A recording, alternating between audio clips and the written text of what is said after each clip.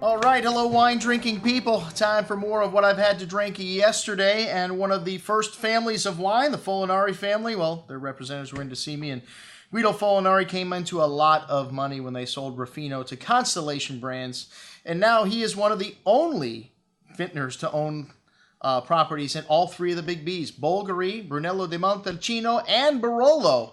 And these wines all very good and all great typical examples of wines you're going to find from these regions. Bolgheri, a hot region, which is on the coast, the Tuscan coast. And the three big guys there are Sassicaia, Ornellaia, and of course Gaia is now there. Well, they also have Antinori is there, Guado El Tasso. So you got, quite a couple of big guys out there. This is a smaller property. All of these properties are relatively small. And this estate is only a few miles away from the sea. And Vermentino is an aromatic varietal that you find on the island of Sardinia, but it's coming very popular on the Tuscan coast also in Bolgheri. This wine's got a lovely orange blossom and fresh kind of sea salt-like minerality, tree fruits, a hint of rosemary on the nose. Really light and refreshing wine with nice perfume, floral notes to it, apricot and pear fruit, and that light briny character showing through on the finish, leaving the tongue salivating for food, nice and refreshed. Very good juice. It's 17 1/4. It's hard to beat unique white varietals when it comes to Italian wines. There's so many of them. It's such a great value. San Giorgio, Ciampoleto, Rosso di Montalcino. This estate is located in the southeast portion of Montalcino, close to Fanti and Barbie. Very rocky, poor soils here in the vineyards, over 25 years old, and only produced 45,000 bottles, 4,000 change cases here. This wine spends a year in 50% new barrique and then into large Slavonian oak, so kind of a mix of new and old world style production here.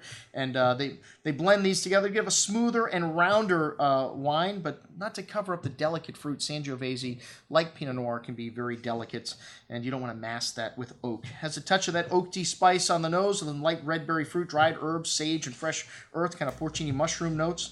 Very elegant wine with smooth and soft tannins, a nice freshness, echoing that spice and earthy notes through the finish. A nice length on the finish for a Rosso. Excellent juice at 30-25. All right, the Tenuta La Illuminata, Colbertini, Barbera, the Alba La Morra. The Morra is where they're located there. This is their property in the Piedmont, and this wine's got a very complex bouquet for Barbera. 2007, a later release here, and shows some lovely fresh plowed earth, that black truffle, a tar note that you get from wines of the Piedmont. And this comes from the oldest vines on the estate. They're over 30 years old. It's been 16 months in oak. And, Barbera can take some oak. Our good friends at Brida taught everybody that, Bricco de Uccelone. And you get some of that toasty oak spice there, some bitter cocoa notes, and some truffly earthy notes in the nose. A big and chewy Barbera on the palate, layers of dark earth spice, and wonderful concentration, along with a firm hand of acidity here, holding things together, leading me to believe this wine will last another decade in your cellar. Excellent juice. At 32 1/4, pretty reasonably priced. And then the Illuminata Tebavio Barolo, and this one spends 2 years in a mix of Barrique and Slavonian oak, and mix of new and old school here again. A very Burgundian style Barolo here. Really beautiful aroma of crushed flowers, rose petal, truffle, cherry pie. Very seductive. Some earthy notes in there as well. Really nice intensity on the tongue. This 2006 showing a little bit of age, but still very young for a Barolo, and a great vintage. A lovely spice and nuance showing up on the finish. And like I said, a lighter and more elegant style, but still Barolo. Some tannins coming through on the finish, but lots of ripe fruit. Most excellent juice at 58.50. I raised the rating on that one. It was even better on the second day. A really good little value for a Barolo there. Tenuta Di Arceno, which is, well, it's not by the owned by the Folanari family, but these guys are marketing their wines together. It's a Jackson family wine, which Pierre Celan is making. And this is one of the best values I have come across in Chianti all year. It's $16.50. There's 10% Cabernet Sauvignon in the blend, so these are a little more international style, along with some French Barrique, but still very fruit-driven. This vineyards are located in the Castello Nuovo Berendenga region, which is in the south of Chianti. Some toasty oak spice notes, that red cherry berry fruit, wild strawberry, touch of fine herbs, sage, underbrush. A really big and fruity wine on the tongue with a good amount of that fruit here, man, delivering the earth and herbal component, also some licorice spice. Excellent wine for $16.50. Wow. The Tenuta Di Arceno Chianti Classico Riserva at $25.50. I mean, just a slight bit better, not that much more expensive. It's got a little bit of Cabernet Franc in the blend, giving a little green note to the nose, but a good amount of fresh earth in this wine, dried mushrooms, fine herbs, the dark cherry fruit.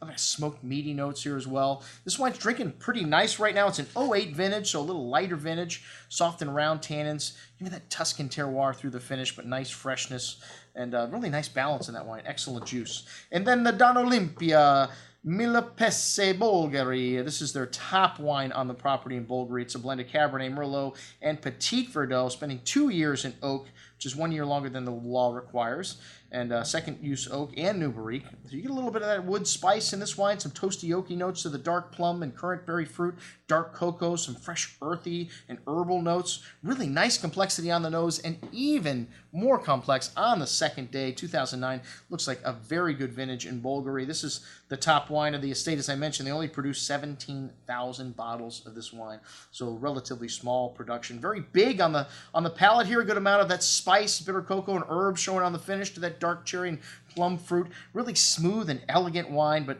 like I said, even better on the second day. Most excellent juice at $63, and that's what we had to drink with our friends from the Folanari family of wines. I'm your host, Andrew Lampasoni, signing off for the Wine Watch, saying remember, always drink the good stuff first.